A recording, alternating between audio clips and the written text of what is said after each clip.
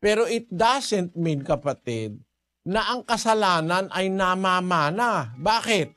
Bakit si Abel at si Cain? Di ba parehong anak ni Adan yun? Bakit si Abel hindi naman nagmana kay Cain? Kung namamana kasalanan, bakit si Abel hindi nagmana kay Cain? Si Abel ay nabuhay na matuwid sa harap ng Diyos. 11 ng Ebreo. Ganito ang ating mababasa. Pakinggan mo. Sa pananampalataya, si Abel ay naghandog sa Diyos ng lalong mabuting hain kaysa kay Cain.